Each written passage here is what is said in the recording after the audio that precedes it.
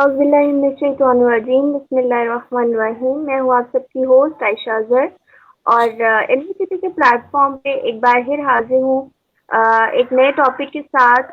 और जैसा कि आप लोग जानते हैं कि इल्मी सिटी का प्लेटफॉर्म हमारे लिए बहुत डिफरेंट टॉपिक्स लेके आता है, जो कि एजुकेशनल बेस्ड होते हैं, इंफॉर्मेशनल बेस्ड होते हैं और बहुत सी लेमैन की जो भी इश्यूज हैं और कुछ मेडिकल इसके ऊपर रिलेटेड इससे इससे जुड़े होते हैं। तो आज का जो टॉपिक है वो भी बड़ा इंटरेस्टिंग सा टॉपिक है और मशहूर ज़माना एक फील्ड है इंफॉर्मेशन टेक्नोलॉजी, उसके ऊपर है। और इसके अंदर हम लोग बात करेंगे कि scope of IT in Europe और द डिजिटल लेबर मार्केट जिसको कहा जाता है उसके ऊपर बात करेंगे। इसके लिए मैं हमारे गेस्ट का तारुफ कराती चलूँ।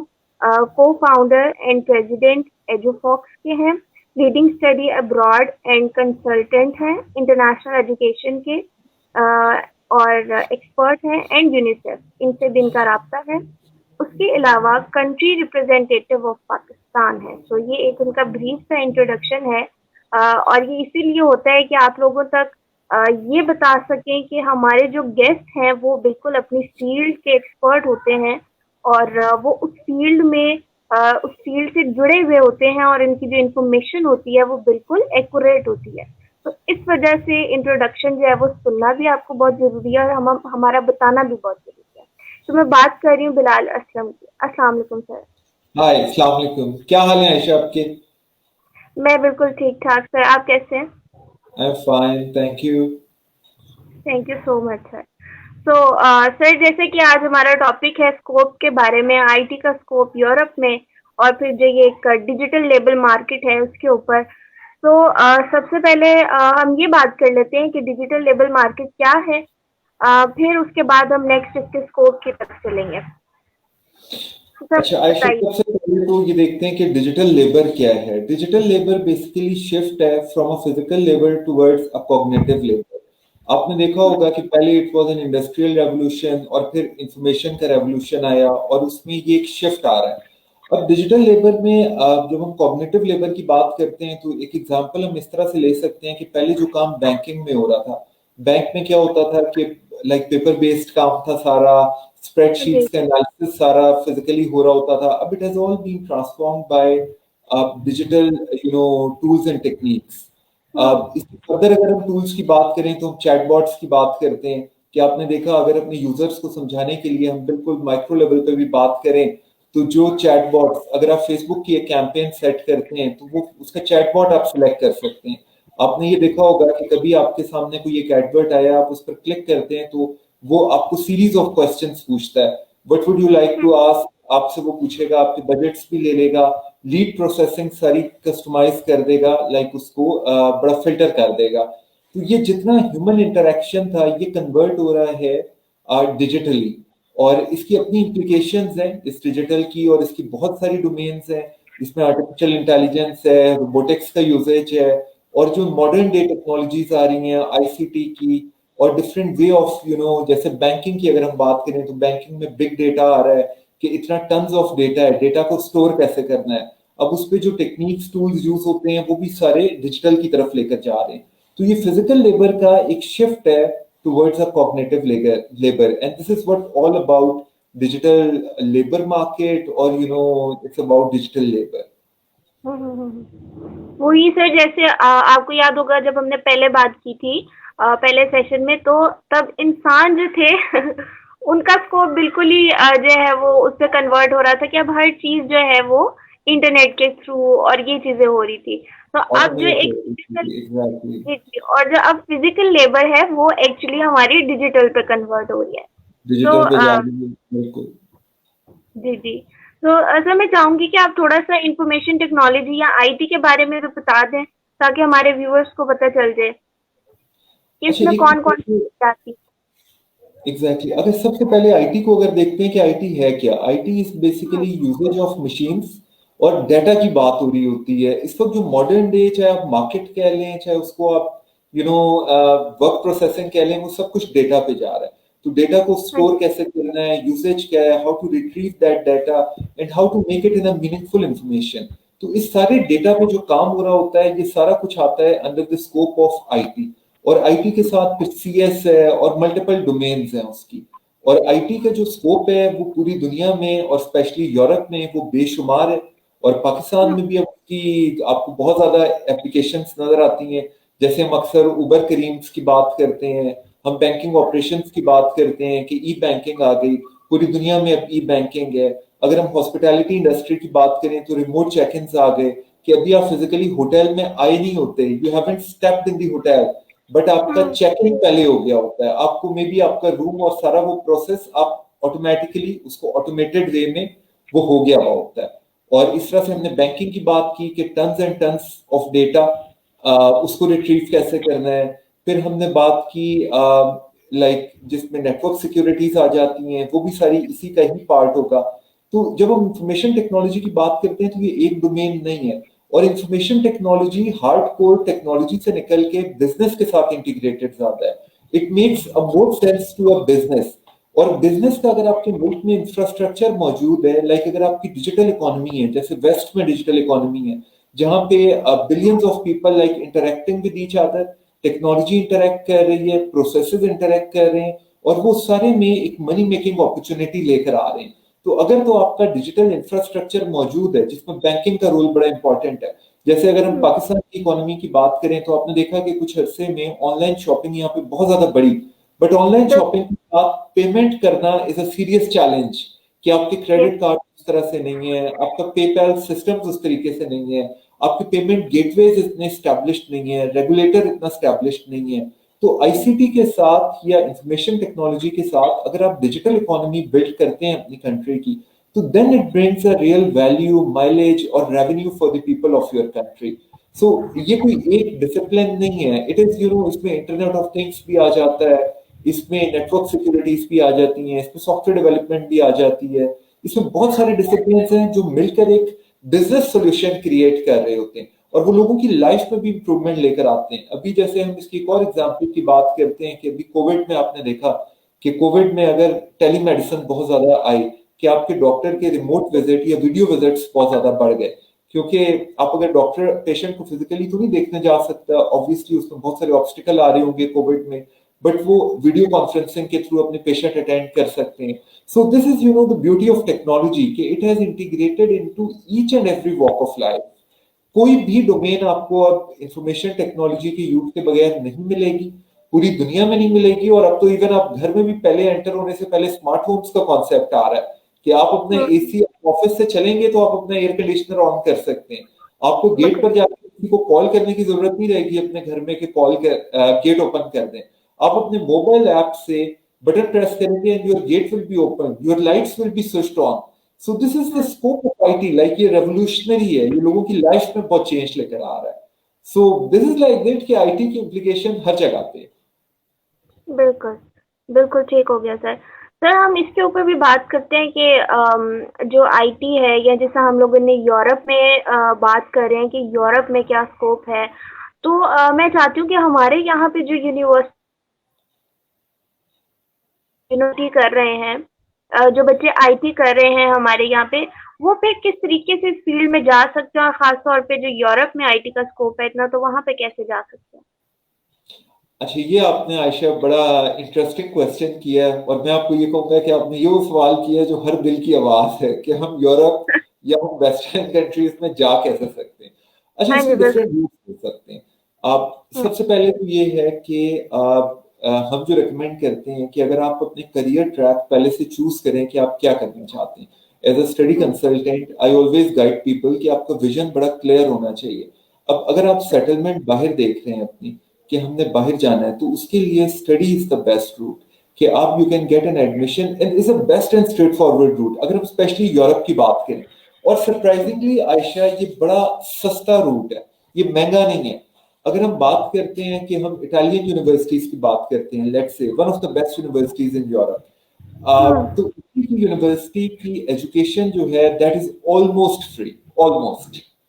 आप ओके। जाएं, आप एजुकेशन लें, you get enter from an educational route. आप वहां की डिग्री लें, कंप्यूटर साइंसेस में लें, आईटी में लें, बहुत सारे और इंटरेस्टिंग लाइक इसी तरह के रेलेवेंट डोमेन्स हैं जिनमें आप लें और आप उस जॉब मार्केट का पार्ट बन सकते हैं।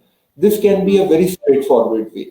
अच्छा, अब इसमें बच्चे हमसे बड़ा सवाल करते हैं कि लाइक हमने जर्मनी जाना है, जैसे अगर हम बात करें कि जर्मनी जाने का बड़ा क्रेज है, हमारे पास जो हाँ। हर स्टूडेंट आता है वो जर्मनी जाना चाहता है। अच्छा, लेकिन मे बी डायरेक्टली जर्मनी जाना स्टूडेंट पे is not that easy, specially अगर आप बिलोंग करते हैं लाहौर रीजन से या पंजाब से बिलोंग करते हैं, तो आपकी अपॉइंटमेंट ही एक एक डेढ़ डेढ़ दो दो साल नहीं आ रही होती। अच्छा, same is the case with like other developed countries, अगर आप फ्रांस का वीजा अप्लाई करें, so it's not that easy to get that visa.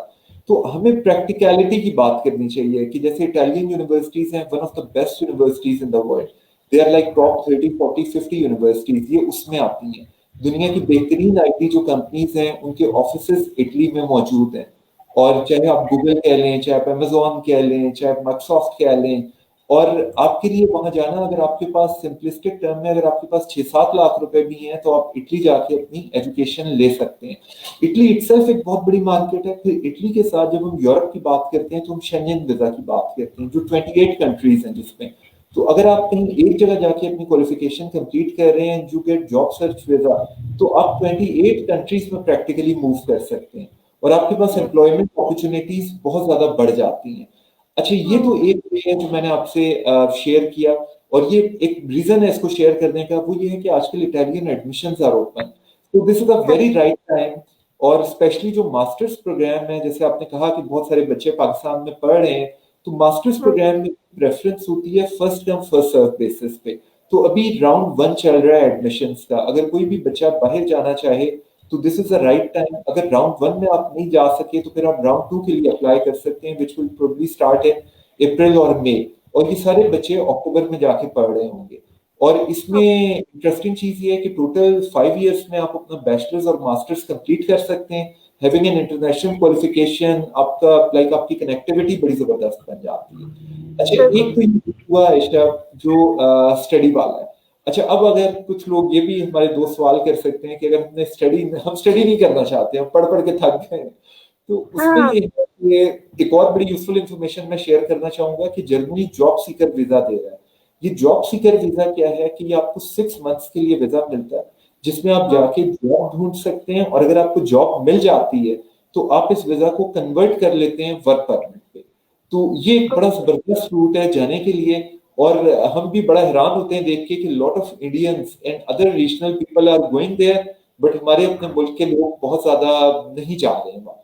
और इसके लिए थोड़ी सी अच्छा, वही बात आती है कि अगर आप जिंदगी में कुछ अचीव करना चाहते हैं, तो आपको मेहनत करनी पड़ेगी। अब जब हम ये, बिल्कुल। अभी तक ये बात, ये इन्फॉर्मेशन बड़ी ल्यूक्रेटिव लग रही होगी कि जी हमने जर्मनी जाना है, जर्मनी का जॉब सीकर वीजा है, 6 महीने का वीजा लिया, गए, जॉब मिली, सैलरी ली यूरोस में, ये बड़ा ल्यूक्रेटिव है। लेकिन अब जैसे ही मैं आपके साथ ये बात करूंगा कि अगर आपने जॉब ढूंढनी है, तो आपको जर्मन लैंग्वेज B1 लेवल चाहिए, तो साथ ही वो motivation will come down. Down हो जाएगी, बिल्कुल। तो बहुत सारे लोग ये बात करेंगे कि जी अब लैंग्वेज कौन सीखे। तो बात ये कि अगर आपने अपनी जिंदगी में इम्प्रूवमेंट लेकर आनी है, तो आपको मेहनत तो करनी पड़ेगी। अगर आप जर्मन लैंग्वेज सीखते हैं, आप अपना, द इम्पोर्टेंट थिंग इज कि आप अपना टाइम राइट जगह पे इन्वेस्ट करें। अगर आप बिल्कुल। जर्मन में अपनी एक्सपर्टीज बनाते हैं, आपकी आईटी की बड़ी अच्छी एक्सपर्टीज है, आप जॉब सीकर वीजा लेकर जा सकते हैं। हम लोग भी इस पर काम करते हैं, बाकी सारे और बहुत सारे लोग भी इस वीजा पे काम कर रहे होते हैं। वहां पे इवन आपके इंटरव्यूज अरेंज हो जाते हैं। फिर अप्रेंटिसशिप अपॉर्चुनिटीज हैं कि जिसमें आप जाते हैं एज एन अप्रेंटिस, और आप वहां पे कुछ अर्सा आप पढ़ रहे होते हैं, वीक में कुछ डेज आपकी क्लासेस होती हैं, कुछ डेज फुल टाइम वर्किंग हो रही होती है। So there are lot of route available Ayesha.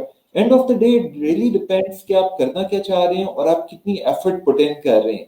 सही है, हम बिल्कुल। सब बात करते हैं कि जी पैसों के बगैर बाहर नहीं जाया जा सकता, मैं इस बात से इत्तेफाक करता हूं, लेकिन ये इतना अनरियलिस्टिक भी नहीं है। आप अपने लिमिटेड बजट में या लिमिटेड मींस में भी बाहर जाने की अपॉर्चुनिटी क्रिएट कर सकते हैं। लेकिन उसके लिए क्या होगा कि अगर आपके पास में भी आपके पास 30 35 40 लाख रुपए आपके अकाउंट में, तो मे बी आप यूके बड़ी इजीली चले जाएंगे। लेकिन अगर आपने इटली जाना है, तो मे बी आपको मेहनत थोड़ी सी ज्यादा करनी पड़ेगी, आपको एफर्ट ज्यादा करनी पड़ेगी, आपको अपनी डायरेक्शन ज्यादा सही रखनी पड़ेगी। Same is the case with Germany and other European countries. So getting over there and reaching is not that hard, there are routes available. So Ayesha, this is like that.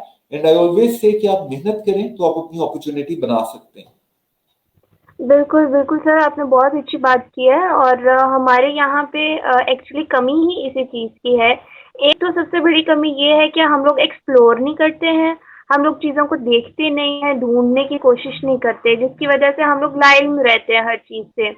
और जब भी हमें कभी कहीं से कोई चीज़ पता भी चलती है, तो हम खुद ही उसके अंदर 100 चीज़ें निकाल लेते हैं कि नहीं, ये भी नहीं हो सकता, ये भी नहीं हो सकता, ये भी नहीं हो सकता। और फिर हम एक साइड पे होके बैठ। Exactly, you are very right कि हम उसमें से ऑब्स्टिकल्स ढूंढते हैं ज्यादा।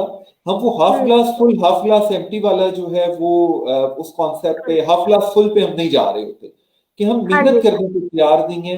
अब इसमें एक और चीज भी मैं ऐड करना चाहूंगा कि हर बच्चा जो भी हमारे पास भी आता है वो डायरेक्ट जाना चाहता है America, Canada, Australia and some other country, चाहे उसके पास पैसे हैं या नहीं है, बैंक हुँ, स्टेटमेंट है या नहीं है, वो इसमें भी तैयार होता है कि जी आप बैंक स्टेटमेंट बनवा दें, जो कि एक बड़ा ओके। गलत काम है। आपको कभी भी इलीगल बैंक स्टेटमेंट में नहीं जाना चाहिए क्योंकि इससे आपकी फीस स्टक पे लग जाती है, स्टेक पे हुँ, लग जाती है। आप क्या कर सकते हैं, आप ड्यूअल डिग्री प्रोग्राम्स ऑप्ट कर सकते हैं। जैसे एक और बड़ा जबरदस्त रूट है जिसमें आप 2 इयर्स अजरबैजान जाके पढ़ सकते हैं initially.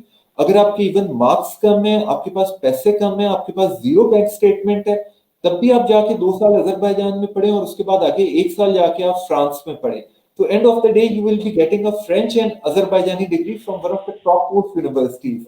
So it's just like कि हम अपनी अपॉर्चुनिटी, हमें थोड़ा सा आउट ऑफ द बॉक्स होके सोचना पड़ेगा कि हम क्या करना चाहते हैं, हम अपनी अपॉर्चुनिटी कैसे बना सकते हैं। अच्छा, यहाँ मैं सारे सुनने वालों को एक और टिप देना चाहूंगा कि अगर आपके पास इतना बजट है कि आप कहते हैं कि हम यूके पहुंचे और हमारे पास सिर्फ एक सेमेस्टर का बजट है, वहां पे जाके हम सब कुछ खुद कर लेंगे, तो उससे बहुत बेहतर है कि वो टाइम जाया करने से पहले आप वो पैसे लें और आप यूरोप में जाके अपना पूरा डिग्री प्रोग्राम कंप्लीट करें। एंड ट्रस्ट में बात है, जब आप पूरा डिग्री प्रोग्राम करेंगे तो वो पूरा कंट्री आपको वेलकम करेगा, उसका इमिग्रेशन सिस्टम आपको वेलकम करेगा। और आप वहां पे आपको जैसे अगर आप डिग्री प्रोग्राम नहीं करेंगे, आप क्या करेंगे, आप जाएंगे, आप इलीगल हो जाएंगे। आप उसके जो स्टेट की जो पॉलिसीज हैं, जैसे वो आपको जॉब सर्च वीजा दे रहे हैं या यूके में अगर पोस्ट स्टडी वर्क परमिट दे रहे हैं, तो वो आपको देंगे ही नहीं अगर आप अपनी डिग्री कंप्लीट नहीं करेंगे। So having a smaller investment in going to a larger country and just going with the thought कि we have a investment of just first semester और हम बस पहुंच जाएं, तो उससे बहुत बेहतर है कि आप कंपैरेटिवली लो या आप कंपैरेटिवली अदर डेस्टिनेशन उठा लें, आप यूरोप का कोई कंट्री उठा लें और उतने पैसों में आप पूरी डिग्री करके, चाहे आप वो आईटी जॉब मार्केट का पार्ट बने या आप किसी और इंडस्ट्री का पार्ट बने। बिल्कुल। बिल्कुल, बिल्कुल सर, आपने बहुत अच्छा सा गाइड किया है और मुझे भी एज़ अ स्टूडेंट बहुत कुछ सीखने को मिल रहा है। आई थिंक सो हमारे व्यूअर्स को भी बहुत सी नई चीज़ें पता चल रही होंगी। मैं चाहती हूँ कि आप लोग क्वेश्चन्स करें ताकि हम वो क्वेश्चन्स जो हैं वो सर से पूछ सकें। सर, यहाँ पे एक कमेंट मेरे पास आया है, आई थिंक सो वो 8th या 9th-10th क्लास के बच्चे हैं। अ, वो कहते हैं, Ibrar Nasir sir, which courses of IT field are available online for young kids 8th, 9th, 10th grade? Any suggestions? अच्छा, राइट, इसमें आशय एक बड़ा जबरदस्त है। ये I would like to thank this student as well कि इन्होंने बड़ा अच्छा पॉइंट रेज किया। इसमें बहुत सारे फ्री Hmm. कोर्सेज अवेलेबल हैं विच इज कॉल्ड मूक, MOOC। It is called massive open online learning, मूक। मूक पे आपने क्या करना है, आप सिंपल गूगल पे जाके ये करें, मूक इन आईटी कर लें, आप एक्सेल कर लें, आप इंग्लिश लैंग्वेज पे कर लें। मूक का कॉन्सेप्ट एक्चुअली ये है कि दुनिया की जो बेहतरीन यूनिवर्सिटीज हैं, MIT है, हार्वर्ड है, ये उनके प्लेटफॉर्म्स हैं। इन्होंने अपने Okay. बेहतरीन कोर्सेज बना के यहाँ पे रखे हुए हैं, taught by world best faculty. यानी जो Hmm. MIT का लेक्चरर MIT में पढ़ा रहे हैं या जो यूनिवर्सिटी ऑफ पेंसिल्वेनिया में पढ़ा रहे हैं, बुकुनी आईटी इटली में पढ़ा रहे हैं, उन्हीं टीचर ने वो वीडियो लेक्चर दिया हुआ है। And it is bite size lecture, ये 2.5 मिनट के, 4 मिनट के, लाइक 4, 5, 6 मिनट का ये लेक्चर होता है। आपने ये पढ़ना है और बेशुमार कोर्सेज इस पे अवेलेबल है। दो प्लेटफॉर्म्स में बेटा आपको गाइड कर देता हूँ। One is Coursera, COURSERA.org, coursera.org, and the other platform is edx.org। अब आप इस पे क्या कर सकते हैं, जाके आप इस पे इवन पूरा ऑफिस सीख सकते हैं। अगर आप बात करते हैं लाइक आपको बेसिक आईटी की स्किल्स सीखनी है, अगर आपने कम्युनिकेशन सीखनी है तो आप कम्युनिकेशन के बारे में पढ़ सकते हैं, आप English language grammatical skills improve कर सकते हैं। अगर आपका वेब पे इंटरेस्ट है तो आप UI UX डिजाइन पढ़ सकते हैं और वो आपको सारा बताता है कि आप एक अच्छी वेबसाइट कैसे बना सकते हैं। तो इस तरह की जो भी आपका एरिया ऑफ इंटरेस्ट है, और आप एक्सपेरिमेंटेशन करें। इसको मैं हमेशा से ऐसे ही बात करता हूँ कि अगर आप बचपन में कई बच्चों से ये पूछें कि आप बड़े होकर क्या बनना चाहते हैं, तो मे बी वो आपको यही कहेंगे कि जी हम पायलट बनना चाहते हैं।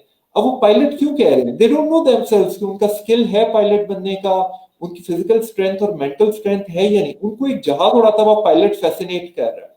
तो अब बिल्कुल। ये नहीं है कि जब आप वो फील्ड ज्वाइन करेंगे तो आपको लाइक कितना आपका उसमें इंटरेस्ट होगा या आप कितना एक्सेल कर सकते हैं उसमें बेस्ड ऑन योर इंटरेस्ट। अच्छा, अब चले, हमने पायलट की बात की, उसमें तो एडमिशन एंट्री लेवल बड़ा डिफिकल्ट होगा जी। आप जो पायलट के टेस्ट होंगे पता चल जाएगा, वो आपको फिल्टर कर देंगे। लेकिन आप मुझे बताइए, अगर आप बीबीए में चले जाते हैं या कंप्यूटर साइंसेस का कोर्स कर लेते हैं, पाकिस्तान में जिस तरह से मशरूमिंग है यूनिवर्सिटीज की, there is no such very hard और स्ट्रॉन्ग और स्ट्रिक्ट टेस्टिंग अवेलेबल। आप जाएं, आपको यूनिवर्सिटी एडमिशन दे देगी। आफ्टर ईयर 1 आपको ये आइडिया होगा कि यार ये तो वो फील्ड ही नहीं थी जिसमें मैं आ गया हूँ, मेरा इंटरेस्ट ही नहीं था। तो मूक के आने के बाद आप एक्सपेरिमेंटेशन कर सकते हैं। अगर आपको प्रोग्रामिंग अट्रैक्ट करती है, आप मूक से जाकर एक फ्री कोर्स कीजिए प्रोग्रामिंग का। आप ये देखिए कि वो आपको कितना अट्रैक्ट कर रहा है, आपकी प्रैक्टिकलिटी आपको। कोडिंग कोडिंग आपको बड़ा अट्रैक्ट करेगी कि जी कोडर बन जाए, कोडिंग सीख लें। लेकिन जब आप कोडिंग पढ़ेंगे तो क्या आपका इंटरेस्ट बनता है या नहीं बनता? अगर आप डायरेक्ट डिग्री प्रोग्राम्स में चले जाएं तो आप जाकर स्टक हो जाएंगे। आप अपने पैसे भी और अपने पेरेंट्स का टाइम एंड एनर्जी अपनी वेस्ट कर रहे होंगे। सो मूक आपको नॉलेज का बड़ा जबरदस्त एक अपॉर्चुनिटी देता है, प्लस आपको एक्सपेरिमेंटेशन की अच्छी अपॉर्चुनिटी देता है। Always have an experimentation. आपको जो चीज अट्रैक्ट कर रही है, अपने फ्री टाइम में कोर्सेज करें, सेल्फ डेवलपमेंट करें। So lot of free resources are available on internet. और अब तो पाकिस्तान में भी डिजी स्किल्स जो साइट है, ये आपको आईटी का काफी आपको फ्री ऑफ कॉस्ट कोर्सेज दे रही है। और इन सारी साइट से जाकर आप सर्टिफिकेशन भी ले सकते हैं। आप इवन फाइनेंशियल एड अप्लाई कर दीजिए कोर्सेरा पे जाके। आप अपने फाइनेंशियल सर्कमस्टांसेस दें, तो जो वो आपसे सर्टिफिकेशन के पैसे लेते हैं, $50, $60, $80, they will extend you that certification free of cost.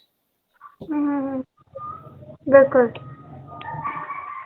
बिल्कुल सर, ऐसे ही है। और यही चीज़ें, जैसे मैंने पहले कहा कि अगर हम लोग देखेंगे, सर्च करेंगे तो ही हमें ये चीज़ें पता चलेंगी। और जिस तरह अब आपने हमें गाइड किया, हमें वेबसाइट्स का बताया, या आपने बहुत से प्लेटफॉर्म्स बताए कि आप यहाँ से कर सकते हैं, तो आई थिंक सो हमारे व्यूवर्स जो हैं, जो जेन्युइनली चाहते हैं इस फील्ड में जाना और ग्रो करना, तो आई थिंक सो वो ज़रूर जाएंगे और देखेंगे। और नहीं भी तो आप एक दफ़ा ज़रूर इसको जाके देखें, मे बी आपका इंटरेस्ट इसमें डेवलप होता है। आप एक्सपेरिमेंट, वही सर वाली बात की, एक्सपेरिमेंट तो करें, देखें तो सही। तो सर मैं यहाँ पे जानना चाहूँगी कि हमारा यहाँ पे अगर हम डिजिटल मार्केट की बात करें हैं, या डिजिटल जो है वो लेबर की बात कर रहे हैं, तो डिजिटल लिटरेसी की कितनी इम्पोर्टेंस है जो हमारी डिजिटल मार्केट में? ऑब्वियसली डिजिटल लिटरेसी और कोई ना कोई तो वैल्यूज की होगी, तो मैं चाहती हूँ कि आप इसकी इम्पोर्टेंस बताएं। अच्छा, आशा, ये बड़ा एक इम्पॉर्टेंट सब्जेक्ट है। चाहे हम डिजिटल लिटरेसी की बात आईटी में करें या किसी और डोमेन में भी करें, अब इसमें हम्म। ये कि knowledge and skill upgradation is always very important. कि आपने अपने आप को लिटरेट करना है, आपने उसकी टेक्निकल टर्म्स के बारे में, उसका जो स्किल सेट है आपने वो भी सीखना है, प्लस उसके साथ जो उसकी सोशल इम्प्लीकेशंस हैं। लाइक अगर आप एक कंपनी में काम कर रहे हैं तो उसमें आप जिस डोमेन में काम कर रहे हैं उसकी एथिकल पॉलिसीज क्या कहती हैं, एथिकल प्रैक्टिसेस क्या कहती हैं, आपका कोर नॉलेज क्या कहता है। और जैसे मैंने आपसे भी ये बात किया कि lot of things are available online on internet free of cost. So digitally literate होना is all in your hands. आप खुद अपनी डिजिटल लिटरेसी और ये इन सारी चीजों के लिए आज के दौर में सबसे ज्यादा कौन रिस्पॉन्सिबल है? लर्नर या इंडिविजुअल खुद रिस्पॉन्सिबल है। तो आप अपने ऊपर कितना टाइम देते हैं, कितनी डेवलपमेंट करते हैं, that's all up to you. Sky is the limit and lot of free resources are available. Okay. बिल्कुल बिल्कुल सर। बिल्कुल सर। सर दूसरी बात ये कि अगर हम डिजिटल एरा की बात कर रहे हैं, तो ऑब्वियसली हर चीज़ सोशलाइज्ड है। तो मैं चाहती हूँ आप बताएं कि जो सोशल इम्प्लीकेशंस होती हैं हमारी डिजिटल मार्केट में, वो क्या हो? अच्छा, सोशल इम्प्लीकेशंस तो ऐसे इसने सारा डिसरप्ट करके रख दिया टेक्नोलॉजी ने। जब हमने लास्ट प्रोग्राम भी किया तो हमने उसमें बात की कि वर्ल्ड इकोनॉमिक फोरम की जो रिपोर्ट आई है उसने ये कहा हम्म। कि 50% जॉब्स डिस्प्लेस होने जा रही हैं। अब आप इसकी सोशल इम्प्लीकेशन आप यहीं से देख लीजिए कि 50% of the people who is in the job market, they are going to be displaced. तो उनकी इकोनॉमिक पे इससे फर्क पड़ेगा, जाहिर है उनको अपनी लर्निंग अपग्रेडेशन करनी पड़ेगी बहुत ज्यादा। और ये आपकी एक डिस्ट्रप्शन है। कि जिसमें अगर तो आप इस वेव के साथ जाते हैं, आप अपने आप को अडॉप्ट करते हैं, आप अडेप्टेबिलिटी लेकर आते हैं, तब तो आप इसके साथ कोप अप कर सकते हैं। जिसमें हमने रीस्किलिंग की बात की थी, अपस्किलिंग की बात की थी, फिर अभी भी हम जब बात करते हैं कोर्सेरा की, दूसरे मूव्स की, न्यू टेक्नोलॉजी की बात करते हैं कि आर्टिफिशियल इंटेलिजेंस बहुत ज्यादा आ रही है, इनकलकेट हो रही है, तो बहुत बहुत सारे प्रोसेसेस तो वैसे ही ऑटोमेट होने जा रहे हैं। तो इसकी social implication, social and economic implication इसकी बेशुमार है। जाहिर है आपकी वेजेस पे फर्क पड़ेगा, आपकी नंबर ऑफ एम्प्लॉयमेंट पे फर्क पड़ेगा, आपने अनएम्प्लॉयड और री एम्प्लॉय कैसे करना है लोगों को, इस पर भी फर्क पड़ सकता है। कि आपके लिए, जब हमने, आपको याद होगा लास्ट बात की, तो हमने कहा कि एक सर्टेन फिगर हमने शेयर किया कि इतनी अनएम्प्लॉयमेंट होगी, लेकिन इसके साथ इतनी न्यू जॉब अपॉर्चुनिटीज आ रही हैं, which was almost 1.5%, 1.5x higher than the current jobs. तो ये एक अच्छी न्यूज थी कि अगर आप इसमें अपने आप को लिटरेट करेंगे, आप न्यू स्किल, रीस्किलिंग, अपस्किलिंग करेंगे, तो आप इसकी सोशल इम्प्लीकेशंस को बेहतर अकाउंट फॉर कर सकते हैं। और ये सारी सोशल इम्प्लीकेशंस इसकी लाइक टेक्नोलॉजी की साथ है। और कोविड टाइम में तो अपनी टेक्नोलॉजी बड़ी फास्ट पेस्ड हुई है। अब आप ये देखिए कि बिफोर कोविड, बहुत दूर की हम बात नहीं करते, पिछले 1 साल पहले की बात करते हैं, जो वेबिनार्स की आजकल जितनी अडॉप्शन हो गई है, फिजिकल सेशन की, हमने अभी एक फिजिकल सेशन लॉन्च किया तो हमें बेशुमार रिक्वेस्ट आई कि इसको ऑनलाइन ले जाएं। तो जितनी अडॉप्शन बढ़ गई है ऑनलाइन ले जाने के लिए, अब ऑनलाइन ले जाने में, जब आप ऑनलाइन लेकर जाएंगे तो ये शिफ्ट है। अगर आप पहले एक होटल इंडस्ट्री में जाते थे, तो वो वहां पे सारा स्टाफ जो अब इस वक्त आप और मैं बैठे हुए सेशन कर रहे हैं, मे बी अगर हम इसी तरह का सेशन होटल में बैठे हुए कर रहे होते। अच्छा, फिर इसकी एक और इम्प्लीकेशन आप देख लीजिए कि अभी हमने एक सिंपल सॉफ्टवेयर लिया और हम उस पर इंटरेक्ट कर रहे हैं। अगर हम ओल्डर टाइम की बात करते हैं तो मे बी हमें ये सेशन रिकॉर्ड करना पड़ता। अब जब आप रिकॉर्ड कर रहे होंगे तो उसमें कैमरामैन इन्वॉल्व होगा, उसमें बहुत सारे वो लोग इन्वॉल्व होंगे, जो जॉब स्कोप ही चेंज हो जाएगा। एक बड़ा इंटरेस्टिंग ग्राफिक अभी आया, आपने भी शायद देखा हो, कि पुराने दौर की मूवी दिखा रहे थे और उसमें वो दिखा रहे कि एक सीन था जिसमें हेलीकॉप्टर से एक कैमरामैन शूट कर रहा था हेलीकॉप्टर के ऊपर चढ़ के, और उसने भी ये कहा कि टेक्नोलॉजी ने दोनों जॉब्स को एलिमिनेट कर दिया। ना आपको उस हेलीकॉप्टर के पायलट की जरूरत रही, ना आपको कोडर पकड़े हुए कैमरामैन की जरूरत रही। So both of these jobs have been replaced by drone.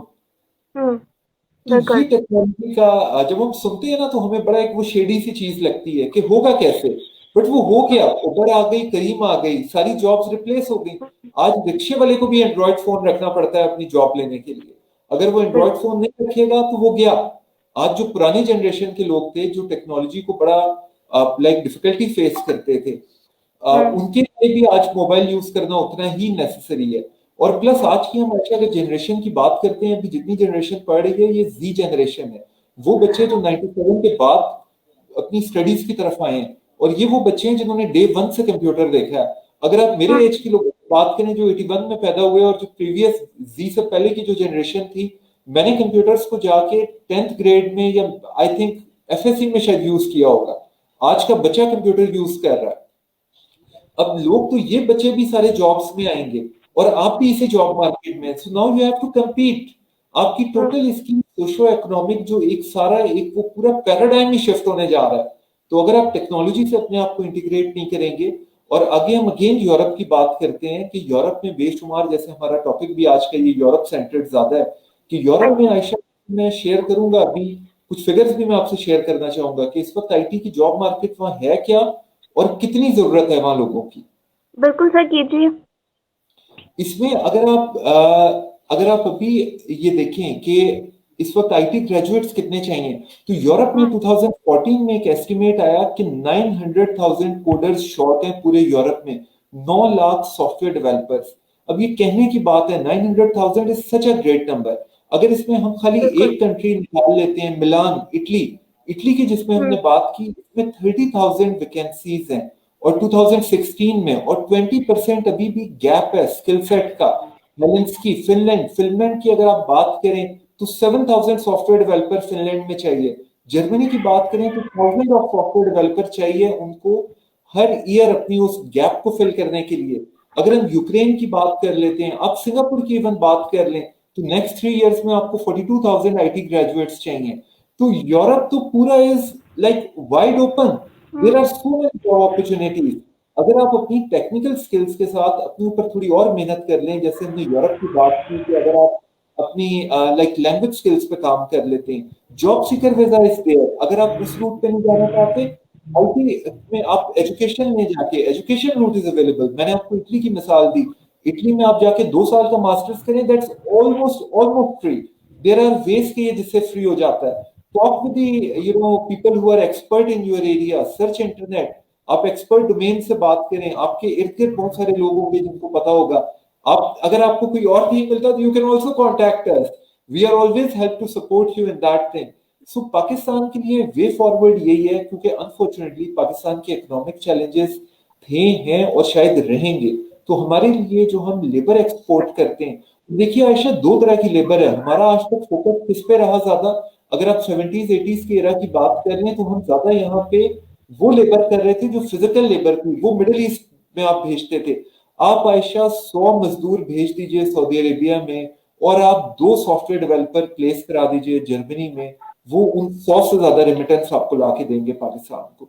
और वो पाकिस्तान का इमेज, आज पाकिस्तान का इमेज क्यों खराब है? क्योंकि इलिटरेट लोग जाते हैं, नेचुरली उनका कसूर नहीं है, they don't know how to behave. आपका बाहर हम्म। वाले कहते हैं कि जी पूरा पाकिस्तान जो है वो इलिटरेट है। हमारे जो पढ़ी लिखी मिडिल क्लास थी वो अनफॉर्चुनेटली उस तरीके से बाहर नहीं जा सकी जिस तरह से जाना चाहिए था। और अब आईटी ने ये फील्ड लेवल प्लेइंग कर दी है कि एक इंडिया में बैठे हुए सॉफ्टवेयर डेवलपर के पास भी वही नॉलेज है जो आपके पास है, और उसके पास भी बिल्कुल। वही अपॉर्चुनिटीज हैं जो आपके पास है। इट्स जस्ट दैट कि आपने अपने आप को एनलाइटन करना है, अपनी अपॉर्चुनिटीज देखनी है, सराउंडिंग्स में देखिए, लॉट ऑफ थिंग्स आर। और अगेन मैं आपको ये बात सबको एडवाइस करना चाहूंगा कि आप इस इल्यूजन और फैंटेसी से निकल आइए कि आपने जाना है तो यूके जाना है तो नॉर्थ अमेरिका जाना है, वरना कहीं नहीं जाना। इस इल्यूजन बिल्कुल। से ये दुनिया में बेशुमार अपॉर्चुनिटीज है। मैं आपसे एक और टिप शेयर करना चाहूंगा। Few days before I met with a faculty member, Bulgarian faculty member, and that lady used to tell me, उन्होंने मुझे कहा कि तुम पाकिस्तान में किसी भी बच्चे को प्लेस करवा दो, चाहे उसको बिजनेस एडमिनिस्ट्रेशन में भिजवा दो, और उस बच्चे को बोलो कि वो आईटी का एक शॉर्ट कोर्स कर ले, सिंपल आके थोड़ी सी स्किल अपग्रेड कर ले, ये हो ही नहीं सकता कि वो अनएम्प्लॉयड रहे। अगर हम ईस्टर्न यूरोप की बात करते हैं, अब आ जाते हैं ईस्टर्न यूरोप पे। लोग आपको कहते हैं कि जी जाना है तो जर्मनी जाना है, ये जी यूक्रेन, ये इटली, अच्छा जी पोलैंड जाएंगे, पोलैंड जाने वाली जगह है। आपको पता है कि इस वक्त सारा ईस्टर्न यूरोप वेस्ट के लिए काम कर रहा है। उनके पास बिल्कुल। इतनी बड़ी स्किल गैप है आईटी के लिए कि अगर आप जाते हैं, immense opportunities are available in Italy, Poland, Ukraine and other eastern European countries including Bulgaria, even Hungary. Hungary छोटा सा मुल्क है, 630 ऑटोमोबाइल कंपनीज हैं उस छोटे से मुल्क में, और आप बड़े कम पैसों में हंगरी जा सकते हैं, और आप अपना पूरा करियर बना सकते हैं, नेशनैलिटी भी ले सकते हैं वहां पे जाके। तो आपके बिल्कुल। पास अपॉर्चुनिटीज हैं।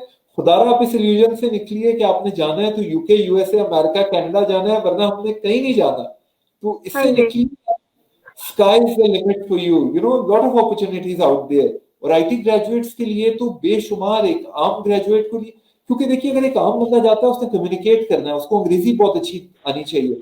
आईटी का अगर एक प्रोजेक्ट ला रहे हैं, एक आईटी की जो डिफरेंट डोमेन है जिसमें front end development, back and development, network security का बड़ा काम है, आईओटी का बहुत काम है, एआई का बहुत, बिग डेटा का काम है। तो आपने क्या करना है, आपको मशीन्स के साथ ज्यादा इंटरेक्ट करना है। तो आपकी लैंग्वेज, अगर आपको एक मिनिमल लेवल भी लैंग्वेज का आएगा तो यू कैन सर्वाइव। तो आपके लिए लेवल प्लेइंग फील्ड, या आप कह लें कि कंपैटिटिव एडवांटेज, एक बिजनेस साइड के ग्रेजुएट के ऊपर आपको ज्यादा कंपैटिटिव एडवांटेज है, क्योंकि मार्केटिंग करना इटली जाके ज्यादा डिफिकल्ट है, आईटी की जॉब करना ज्यादा रेलेवेंट है। ओके। बिल्कुल। जी जी बिल्कुल सर। सर जिस तरह आपने अभी आईटी की बात की, तो मैं थोड़ी सी अपनी फील्ड के बारे में भी पूछना चाहूंगी कि जो हमारी, जैसे कि आप जानते हैं कि मेरी साइकोलॉजी की फील्ड है, तो उसके बारे में भी थोड़ा सा बताइएगा। आईटी तो मैंने हम लोगों ने बात की, यूरोप में भी बात की, मैं चाहूंगी कि थोड़ा सा आप साइकोलॉजी के बारे में भी बताएं। अच्छा, साइकोलॉजी में भी जैसे हमने जब हम बाहर की बात करते हैं, फॉरेन एजुकेशन के पर्सपेक्टिव में बात कर लेते हैं। पहले तो psychologist are highly in demand, क्योंकि जब ये सारी फील्ड्स क्रिएट होती हैं, जब टेक्नोलॉजी आती है, तो जॉब स्ट्रेस बहुत ज्यादा बढ़ रहा होता है, सोसाइटियल स्ट्रेस बहुत ज्यादा है। अगर आप स्कूल्स में बच्चों के ऊपर लोड देखें तो वो बहुत ज्यादा है। आप मैरिटल इश्यूज देख लें तो फैमिली इश्यूज बहुत ज्यादा है। तो साइकोलॉजिस्ट का स्कोप तो हर जगह है। आप ऑर्गेनाइजेशनल साइकोलॉजी की बात कर लीजिए, चाहे विद इन दी ऑर्गेनाइजेशन आप बात कर लें कि चैलेंजेस बहुत ज्यादा है।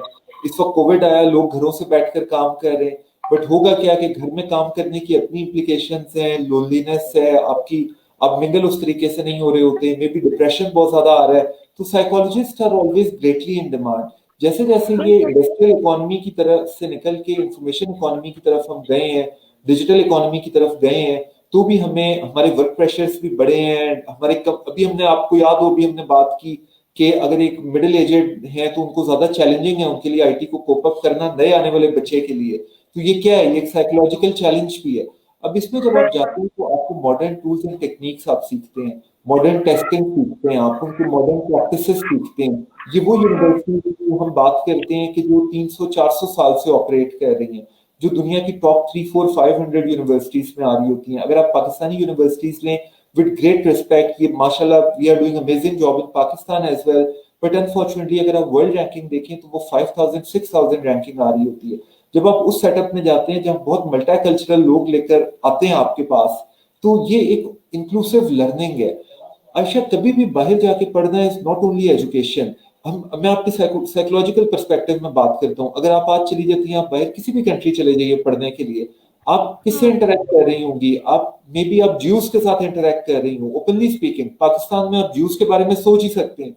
मे बी आप इंडियंस के साथ बात कर रहे होंगे, आप उन पार्ट्स ऑफ कंट्रीज से, उन लोगों से आप बात कर रहे होंगे जिनसे आप यहाँ पे जो टैबू है आप नहीं मिलते, आप फॉरेनर्स को देखते ही नहीं है पाकिस्तान में। उनका वे ऑफ पता चलेगा आपको, उनकी प्रैक्टिसेस पता चलेंगी, आपका एक्सपोजर बढ़ेगा अबाउट द नॉलेज। तो जब आप पढ़ने जाते हैं तो एक तो ये बड़ी राइट एज होती है कि जिसमें आपकी अडेप्टेबिलिटी बहुत ज्यादा होती है, आप नई चीज को सीख सकते हैं, आपका एक्सपोजर बहुत ज्यादा बढ़ता है, आप फूड के बारे में बहुत ज्यादा जानते हैं, कल्चर के बारे में बहुत ज्यादा जान रहे होते हैं। और जब आप पाकिस्तान दोबारा आएंगे और अगर आप यहाँ पे किसी को साइकोलॉजिकल ट्रीटमेंट दे रहे हैं, तो आप ज्यादा बेहतर रिलेट कर सकेंगे, आपका एक्सपोजर होगा in terms of tools and techniques, in terms of your exposure, in terms of your background, your qualification।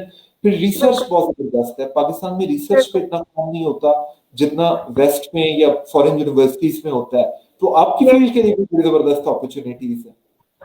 हाँ जी, बिल्कुल। और सर आई थिंक सो कि जब हम लोग इस एज में एक्सपेरिमेंट करते हैं या जाते हैं या अपना कैरियर बनाने की कोशिश करते हैं, तो अगर हमें एक दो फेलियर फेस भी करने पड़ते हैं तो आई थिंक सो कि वो इतनी बिग डील नहीं होती है, क्योंकि अभी आपकी पूरी जिंदगी पड़ी होती है। तो आई थिंक सो यही टाइम होता है, 1 साल 2 साल 3 साल, अगर इसमें आप गिरते हैं उठते हैं गिरते हैं उठते हैं, तो आई थिंक सो आप कुछ ना कुछ बन के या करके निकलते हैं वहां से। तो आई थिंक सो यही एज होती है। जी जी जी, बिल्कुल। सर यहाँ पे एक क्वेश्चन मैं बिल्कुल यहाँ पे पूछना चाहूंगी। हमारी एक बहन है, वो बहुत ज्यादा सवाल कर रही है इसके बारे में। आई थिंक, सॉरी, भाई हैं, सैफुल रहमान है, वो कहते हैं कि मैट्रिक के बाद कितने मार्क्स हम लोगों को रिक्वायर्ड होते हैं कि अगर वो मैट्रिक के बाद ही बाहर जाना चाहते हैं। तो इन्होंने बहुत दफा मेरे से क्वेश्चन पूछ लिया है। अच्छा, इसमें ज्यादा बेहतर तो ये है कि अगर आप अपना ट्रैक कंप्लीट करते हैं, लाइक आप ए लेवल्स तक चले जाएं, ये जो ओ लेवल्स के बच्चे हैं उनके लिए तो बड़ा इजी होता है जाना, कि ओ लेवल्स के बाद यूनिवर्सिटीज आपको फाउंडेशन ट्रैक दे देती हैं। अगर आप यूके चले जाएं तो यूके में आपको फाउंडेशन प्रोग्राम मिल जाता है, आप ओ लेवल्स के बाद भी डायरेक्टली जा सकते हैं। जो हमारे मैट्रिक के बच्चे हैं उनके लिए बेहतर रूट तो सजेस्टेड तो ज्यादा यही है, अगर आप यूरोप की बात करते हैं इन पर्टिकुलर, कि आप एफएससी फॉलो करें, एफए कर लें, एफएससी कर लें, ए लेवल्स कर लें, या आप जिस तरीके से भी आप उसको लाइक आप बनाना चाह रहे हैं। नेचुरली मैट्रिक है तो आपके लिए ज्यादा रूट एफएससी वाला ही है, एफएससी या एफए कर लें, और उसके बाद आपके लिए बड़ी जबरदस्त अपॉर्चुनिटीज मिल जाती हैं। अच्छा, अब उस पर हम मार्क्स पे आ जाते हैं कि अभी एक लाइक ये इंटरनेशनल एजुकेशन डे पे एक डिस्कशन हो रही थी, तो मैं यही चीज वहाँ पे उसमें मैंने हाईलाइट की कि पाकिस्तान में अगर आपने अच्छी यूनिवर्सिटी में जाना है, टॉप टियर यूनिवर्सिटी में, तो आपको बहुत हाई मार्क्स चाहिए। अगर आपने मेडिकल एजुकेशन लेनी है तो आपको बहुत ही ज्यादा मेरिट चाहिए होगा, और अक्सर बच्चे जा भी नहीं सकते। अच्छा, सरप्राइजिंगली इटालियन यूनिवर्सिटीज में जाने के लिए या यूरोपियन यूनिवर्सिटीज में जाने के लिए आपके सिर्फ पासिंग मार्क्स होने चाहिए। अगर आपके सिर्फ पासिंग मार्क्स भी हैं तो even you can sit in medical exam. आप डॉक्टर बनने के लिए जो उनका आईमैट टेस्ट होता है आप उसमें बैठ सकते हैं, you can qualify, you can get an admission अगर आप आईमैट की अच्छी तैयारी कर लेते हैं। तो नंबर्स का इतना इशू नहीं है। हाँ, एक सेट क्राइटेरिया है कि नंबर्स बहुत ज्यादा कम नहीं होने चाहिए, बट आपको थोड़ा सा ग्रेसफुल मार्क्स जरूर होने चाहिए, कि जो थोड़ा सा गुड होनी चाहिए। एग्जैक्टली थोड़ा सा जिसका आपको आउटलुक गुड लगे। और दूसरा ये होता है कि जब आप बाहर जाते हैं तो इसके दो इंटरफेसेस हैं, एक होता है यूनिवर्सिटी और दूसरी एम्बेसी होती है। एम्बेसी ने हम्म। ये डिटरमिन करना होता है कि जो कैंडिडेट है वो लेजिटिमेट स्टूडेंट है या नहीं है। तो वो कैसे जज करेंगे? वो आपके मार्क्स से जज करेंगे, वो आपके आइल्स के स्कोर से जज करेंगे, वो आपके इंटरव्यू में जज करेंगे कि आप उनको क्या बता रहे हैं यूनिवर्सिटी के बारे में। वो आपसे पूछेंगे कि आप 5 साल आपको कैसे हेल्प करेगा ये आपके करियर में, आपने ये प्रोग्राम क्यों चूज किया। तो अगर आप उनको सेटिस्फाई नहीं कर सकेंगे, अगर आपके लेट से आपके मार्क्स हैं 43-44%, तो आप उनको हम्म। सेटिस्फाई नहीं कर सकेंगे। अच्छा, फिर इसकी कुछ और इम्प्लीकेशंस भी हैं। लेट से अगर आपके कम मार्क्स हैं तो मे बी आपको इंटरनेशनली एडमिशन भी मिल जाए, लेकिन जैसे अब पाकिस्तान पीएमसी ने एक रूल बनाया कि आपके एक सेट परसेंटेज से कम मार्क्स होंगे तो आप चाहे बाहर से मेडिकल पढ़ के भी आ जाए, वो आपका एग्जाम नहीं लेंगे पाकिस्तान वापस आके। बिल्कुल। तो आपने अच्छे नंबर्स को टारगेट करना है, बट बहुत अच्छे नंबर्स ना आना भी कोई इतना ऑब्स्टिकल नहीं है कि अगर आपका हाँ जी। 80-90% नहीं आया तो आप यूरोप नहीं जा सकते। आप अपने हम्म। मॉडेस्ट नंबरों के साथ 60-70% नंबर्स भी जो हैं, ये they are good enough to get abroad and get international qualification. बिल्कुल। बिल्कुल सर, आई थिंक सो कि हमारा जो आज का टॉपिक था उसमें हमने तकरीबन काफ़ी चीज़ें कवर कर लिया है। होप सो कि कोई भी चीज़ ऐसी नहीं रहेगी जिस पे हमने बात ना की हो। तो हमारा जो सेशन का टाइम है वो भी तकरीबन एंड हो रहा है। तो मैं चाहूँगी कि अगर आप कोई मैसेज देना चाहें हमारे व्यूअर्स को तो आप प्लीज़ दीजिएगा। देन उसके बाद हम अपना सेशन जो है वो एंड करेंगे।